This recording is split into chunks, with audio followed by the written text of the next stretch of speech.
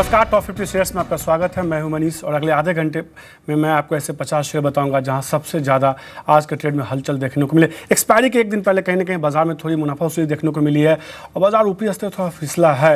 एक समय हम देख रहे थे 8650 के ऊपर ट्रेड कर रहा था, अब कहीं ना कहीं 8600 के नीचे ट्रेड कर, अभी थोड़ी देर पहले लाल निशान में भी ट्रेड करा था, वहाँ से थोड़ा संभलने की कोशिश करा, लेकिन एक्सपायरी से पहले कहीं ना कहीं बाजार में थोड़ा सा गिरावट देखने को मिला। अब बाजार पर कई सारे स्टॉक्स हैं जिसने दबाव बनाया, खासतौर पर देखिए doctor Reddy's, Tata steel, axis bank जैसे स्टॉक्स हैं जहां सीधे तौर पे मुनाफा वसूली का दबाव देखने को मिला और ये कह सकते हैं कि आज बाजार की गिरावट के या मुनाफा वसूली के विलन बनते हुए दिखे। Yes bank, ITC, ONGC, Reliance, अलग अलग सेक्टर्स के अलग अलग स्टॉक्स ने कहीं ना कहीं बाजार पर दबाव बनाया है। लेकिन अगले आधे घंटे में कई सारे सेक्टर्स होंगे जिस पर खासतौर पर हम चर्चा करेंगे। 50 आपको सबसे ज़्यादा एक्टिव शेयर तो बताएंगे। इसके अलावा फार्मा शेयर में देखिए थोड़ी खरीदारी देखने को मिली, भले डॉक्टर रेड्डीज में गिरावट हो लेकिन छोटे मझोले फार्मा स्टॉक्स में आज के ट्रेड में मजबूती देखने को मिली। एक छोटा सेक्टर पैकेज फूड से जुड़े शेयर जो हैं आज के ट्रेड में एक अच्छी मजबूती दिखा रहे हैं। छोटे सेक्टर में आज के ट्रेड में एक अच्छी मजबूती देखने को मिल रही है।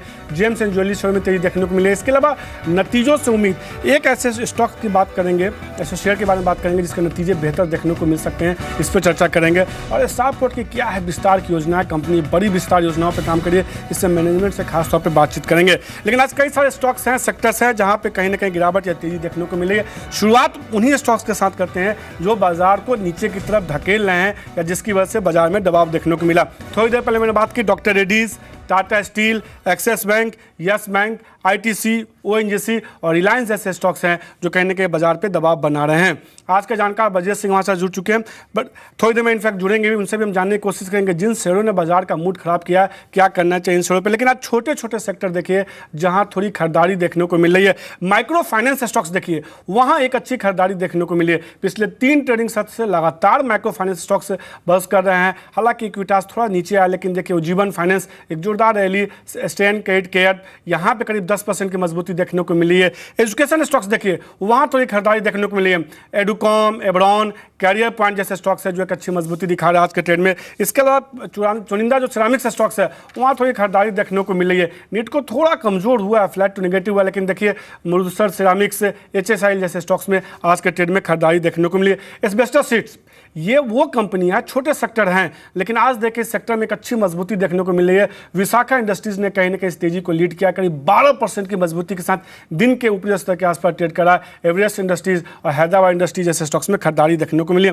पैकेज फूड जैसे स्टॉक्स देखिए, वहां एक अच्छी खरीदारी देखने को मिली है। एडीएफ फूड ने इस पूरी तेजी को लीड किया, सुबह ही एक अच्छा हमने देखा शुरुआत हुई, उसके बाद से लगातार एक अच्छी मजबूती। एडीएफ फूड, हेरिटेज फूड जैसे स्टॉक्स है जहां मजबूती देखने को मिली है। एलएनटी फूड जो है कहीं ना कहीं फ्लैट टू नेगेटिव कारोबार कर रहा है। आज जेम्स एंड ज्वेलरी स्टॉक्स देखिए, वहां भी एक अच्छी मजबूती देखने को मिल रही है, खासतौर पर थंगामलाई ज्वेलरी में एक अच्छी खरीदारी देखने को मिली। इसके अलावा टीबीजेड, टाटा ज्वेल जैसे स्टॉक्स हैं जहां पे आज के ट्रेड में एक अच्छी मजबूती देखने को मिल रही है। फार्मा स्टॉक्स देख सकते हैं जहां एक अच्छी मजबूती देखने को मिली है। Parabolic drugs, San bio, RPG lifes, Mangalam drug जैसे स्टॉक्स में एक अच्छी मजबूती देखने को मिली। इन तमाम स्टॉक्स पे चर्चा करेंगे, लेकिन सबसे पहले मैनेजमेंट से बात करते हैं। स्टारपोर्ट की जो है अगले 2 सालों के भीतर जो है करीब 2000 करोड़ रुपये निवेश करने की योजना है। स्टारपोर्ट के मैनेजमेंट के विस्तार योजनाओं पे हमारे संवाददाता केशन जोशी ने बात की, कंपनी के एमडी और सीईओ राजीव अग्रवाल से। सुनते हैं उन्होंने क्या कहा।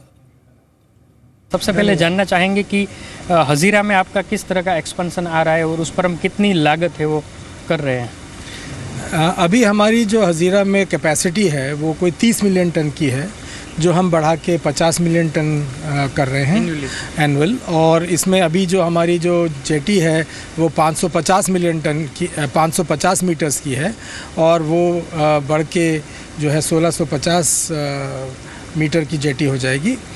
तो इस तरह से इट्स अ मेजर एक्सपेंशन। और जो लागत है वो कोई 2400 करोड़ की लागत है, जो अब 3200 करोड़ की लागत, मतलब 800 करोड़ का और इन्वेस्टमेंट है जो बढ़ के 3200 करोड़ हो जाएगा। तो ये है। इससे सर क्या फ़ायदा होगा? मौजूदा स्थिति जैसे आपने कहा कि एनुअली उनकी बढ़ जाएगी, तो कितने शिप्स अभी आ रहे हैं और उसके बाद कितने शिप्स यहाँ पर आ सकते हैं? जी, अभी जो है वो हम लोग कोई 2 शिप्स, बड़े शिप्स हम हैंडल करते हैं एक बार में, और वो बढ़ के अब कोई 6 से 7 शिप हम एक साथ साइमल्टेनियसली हैंडल कर पाएंगे। अभी और बाद में फ्यूचर में मिलाकर कौन कौन से कार्गोज होंगे जो पर्टिकुलरली एक्सक्लूसिवली उनके ऊपर ही आप काम करेंगे यहाँ पर? अभी जैसे हम लोग आयरन और कोल, लाइमस्टोन, डोलोमाइट एक्सेट्रा ये सब हैंडल करते हैं, तो ये बल्क कार्गोज तो हैंडल करेंगे ही और फिनिश स्टील भी हैंडल करते हैं। उसके अलावा हम लोग कंटेनर्स और कोल का कार्गो भी और बढ़ेगा। इसके अलावा जो है केमिकल्स, पेट्रोकेमिकल्स, LNG, इस तरह की चीज़ें भी हम लोग हैंडल कर पाएंगे। एसआर पोर्ट का और कोई प्लान है आने वाले 1 से 3 साल में कि और फैसिलिटी डेवलप करे अदर पार्ट ऑफ इंडिया? जैसा आप जानते होंगे कि इसके अलावा हम लोग वाडीनार में हम लोग एक्सपेंशन करेंगे। एक SBM और 2 जेटीज़ लगाने का हमारा प्लान है। उसके अलावा हमारा प्लान है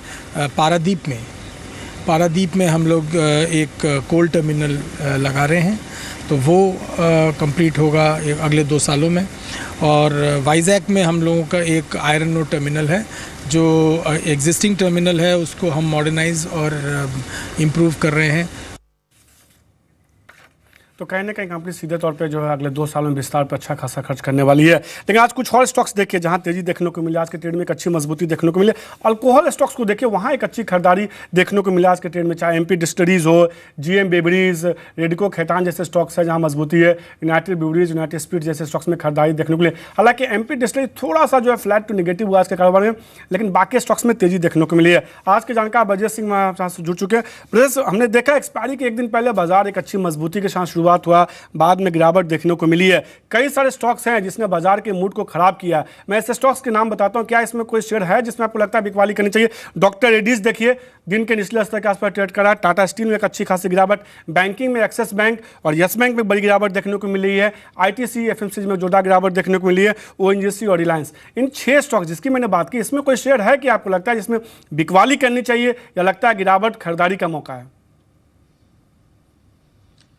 गुड आफ्टरनून मनीष जी। देखिए, ओवरऑल पहली बात तो मैं मार्केट के ऊपर अगर बताना चाहूं तो मार्केट का ट्रेंड अभी भी ओवरऑल बाई ऑन डिप की स्ट्रेटजी पे ही हम लेके चलेंगे।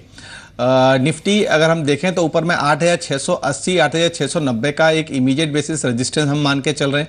अगर रैली इधर से और एक्सटेंड हुई तो आपको 8770 से लेकर 8790 तक का आपको अपसाइड देखने को मिलता है। नीचे की अगर मैं बात करता हूं तो अच्छा सपोर्ट 8520 के आसपास में आ रहा है। डीपर सपोर्ट की अगर हम बात करते हैं तो लगभग 8390 से लेकर 8410 तक का आ रहा है। तो बाई ऑन डिप की स्ट्रेटजी लेके चलेंगे, पहली बात। रही बात दूसरी, जैसे आपने जो स्टॉक्स के नाम गिनाए जिसमें डॉक्टर रेड्डी है, टाटा स्टील और एक्सिस बैंक की अगर मैं बात करूं तो फार्मा में डेफिनेटली डॉक्टर रेड्डी उतना चार्ट पॉइंट ऑफ व्यू अच्छा नहीं लग रहा है। समवेयर अराउंड 3000 के आसपास में ट्रेड कर रहा है। जब तक 3120 या 3125 ऊपर में ट्रेड नहीं करता है तब तक तो इसमें उछाल पे सेल की ही सलाह रहेगी। नीचे में अगर हम सपोर्ट की बात करते हैं तो इमीडिएट बेसिस पे आपको 2770 2780 के लेवल देखने को मिलते हैं। रही बात अगर हम टाटा स्टील की अगर हम बात करते हैं 357 के आसपास में ट्रेड कर रहा है। ऊपर में 365 का इमीडिएट बेसिस रेजिस्टेंस है। एक बार अगर उसको क्रॉस करके सस्टेन कर गया तो आपको 385 तक के भी लेवल देखने को मिल सकते हैं। नीचे में स्ट्रॉन्ग सपोर्ट लगभग 345 के आसपास में आ रहा है, तो कोई डिप पे डेफिनेटली बाई कर सकते हैं टाटा स्टील को समवेयर अराउंड 352 353 के आसपास में। रही बात एक्सिस बैंक की, स्टिल इट्स काउंटर में बाय ऑन डिप की ही स्ट्रेटजी लेके चलेंगे। समवेयर अराउंड 544 के आसपास में चल रहा है। 530 का अच्छा सपोर्ट है। 540 के नीचे डेफिनेटली आप बाई कर सकते हैं 530 का स्टॉप लॉस लगा के। तो कहीं ना कहीं भारत एक्सिस बैंक खरीदारी करके चलिए लड़ रहा है ब्रजेश की, उनको लगता है टाटा स्टील में भी गिरावट खरीदारी करने का मौका है, अच्छी मजबूती देखने को मिल सकता है। हालांकि डॉक्टर रेड्डीज पे उनका सीधे तौर पे कहना है कि अभी भी दबाव देखने को मिल सकता है, शेयर और भी कमजोरी दिखा सकता है। लेकिन ब्रजेश देखिए, माइक्रो फाइनेंस स्टॉक्स में लगातार पिछले कुछ दिनों से एक अच्छी खरीदारी देखने को मिल रही है। चाहे उज्जीवन देखिए, स्टैंड क्रेडिट केयर जैसे स्टॉक्स देखिए, स्टैंड क्रेडिट में आज भी 11% की मजबूती और पिछले 3-4 दिनों में शेयर में देखिए करीब 30% के आसपास का उछाल देखने को मिला। इक्विटास में हल्की सी फ्लैट नेगेटिव कारोबार हुआ है। क्या माइक्रो फाइनेंस में कोई शेयर आपको पसंद है? मैं क्या देखिए, उज्ज्वल फाइनेंस को हम डेफिनेटली हम अपने रडार पे रख सकते हैं। लगभग 465 के आसपास में ट्रेड कर रहा है। अगर एग्रेसिव ट्रेडिंग की अगर हम बात करें तो आपको 452 का स्टॉप लॉस लेके चलना पड़ेगा। ऊपर में आपको 475 478 के आपको लेवल देखने को मिलेंगे। अगर पोजिशनल बेसिस पे बाइंग करना चाहते हैं तो उसमें 440 ब्रेक नहीं करता तब तक तो इसमें आप बने रह सकते हैं बाइंग के हिसाब से। ऊपर में आपको 510 तक के भी लेवल देखने को मिलते हैं। तो जीवन फाइनेंस में और भी तेजी देखने को मिल सकती है। 440 का स्टॉप लॉस लगाना होगा। बर्जेस काफ़ी पॉजिटिव है शेयर को लेकर, उनको लगता है कि शेयर जो है 510 तक भी जाता हुआ दिख सकता है, एक अच्छी मजबूती देखने को मिल सकती है। लेकिन देखिए यस बैंक के नतीजे हैं, उसके बाद से कहीं ना कहीं शेयर में एक शानदार रिकवरी देखने को मिली है। अब शेयर वापस से दिन के ऊपरी स्तर के आसपास पहुंचने की कोशिश करे, एक अच्छी रिकवरी देखने को मिली। लेकिन दो बड़े नतीजे आज आने वाले हैं, भारतीय एयरटेल और बजाज ऑटो के नंबर आने वाले हैं। अंचल इसी पर बात करने के लिए मेरे साथ जुड़ चुके हैं। अंचल, क्या उम्मीद है भारतीय एयरटेल और बजाज ऑटो से? शुक्रिया मनीष। पहले बजाज ऑटो से शुरुआत करते हैं। देखिए स्टैंड अलोन बेसिस पे कंपनी की जो रेवेन्यू है करीब 6-6.25% बढ़ने का अनुमान लगाया जा रहा है। एक तरफ प्रेशर पड़ेगा कंपनी पे, जो एक्सपोर्ट्स कारोबार है वहाँ से आए करीब 20% गिरने का अनुमान है। वहीं दूसरी ओर कंपनी की वॉल्यूम ग्रोथ जो है वो 2% गिर सकती है। लेकिन आय को सपोर्ट कर रही है रियलाइजेशन। देखिए इस बार रियलाइजेशन करीब 5% बढ़ने का अनुमान है और वो कहीं ना कहीं सहारा देगी आय को। और साथ ही साथ जो नए लॉन्च किए हैं कंपनी ने, विक्रांत का लॉन्च किया माफ़ कीजिएगा इस क्वार्टर में, उसकी सेल्स फिगर भी ऐड होते हुए दिखेंगे और वो कहीं ना कहीं सपोर्ट करेंगे रेवेन्यू को। एबिटा फ्रंट पे कंपनी ने अपने खर्च को कर्टेल किया तो डेफिनेटली एबिटा और एबिटा मार्जिन इंप्रूव हो रहे हैं। एबिटा करीब 10%, तो वहीं एबिटा मार्जिन में भी करीब 0.7% की इंप्रूवमेंट की बात की जा रही है। और अगर मुनाफे की बात करें तो उस फ्रंट पे करीब सिर्फ 0.5% की गिरावट देखने को मिलेगी।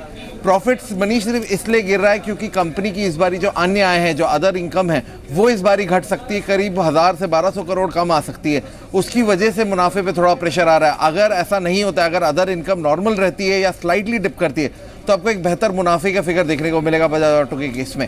वहीं भारती की बात करें, क्वार्टर ऑन क्वार्टर बेसिस पे एक चैलेंजिंग क्वार्टर रह सकता है कंपनी के लिए। रेवेन्यू कंपनी के बिल्कुल फ्लैट रहने का अनुमान है, 1% की बढ़त महज की अनुमान किया जा रहा है। वहीं अगर आप एबिटा पे नजर डालें तो 1.5% की गिरावट संभव है। अफ्रीकी कारोबार से जो आय आती है वो करीब 1% गिर सकती है, उसका प्रेशर साफ तौर पे कंपनी की आय पे आता हुआ दिखेगा। वहीं कंपनी के जो वॉइस मार्जिन है वो श्रिंक हो सकते हैं, वो सुस्त रह सकते हैं, उसका भी प्रेशर रहेगा। लेकिन हाँ, डाटा कारोबार पे जरूर नजर रखिएगा। अभी भी उतना मेजर कंट्रीब्यूशन नहीं है डाटा कारोबार का कुल आय में, लेकिन अब जैसे जैसे उसका कंट्रीब्यूशन बढ़ रहा है वो कंपनी के लिए फायदेमंद हो सकता है। एबिटा मार्जिन की अगर बात करें तो 0.8% की गिरावट का अनुमान है। लेकिन सबसे अहम आंकड़ा वो रहेगा आरपू का, एवरेज रेवेन्यू पर यूजर। इस बार अनुमान ये लगा जा रहा है 194 रुपीज़ के मुकाबले इस बार 193 रुपीज़, यानी 1 रुपये की गिरावट आरपू में रह सकती है। अगर ये फिगर इससे इंप्रूव होकर आता है, डाटा आरपूज इंप्रूव होकर आते हैं तो डेफिनेटली ब्लेंडेड आरपूज को पुश करेंगे, वो आंकड़ा एक सकारात्मक रह सकता है। लेकिन हाँ, मुनाफे में कंपनी की दिक्कतें जारी रहेंगी। 9% मुनाफा गिरने का अनुमान है। और मनीष ध्यान में रखिएगा, इस क्वार्टर में कंपनी ने एयरसेल से 8 सर्कल्स में 4G राइट्स खरीदे हैं, करीब 3500 करोड़ में राइट्स खरीदे गए हैं। तो अभी ये देखना होगा कि एक चंक में इसको राइट ऑफ करते हैं अपने बुक से या फिर इंस्टॉलमेंट्स में इसको अपने बुक में ऐड करते हैं, वो इंपॉर्टेंट होगा। अगर एक साथ किया जाए तो आप तैयार रहिए, 274-275 करोड़ का भी मुनाफा भारतीय एयरटेल पोस्ट कर सकता है, लेकिन एडजस्टेड मुनाफे में जरूर नजर रखिएगा।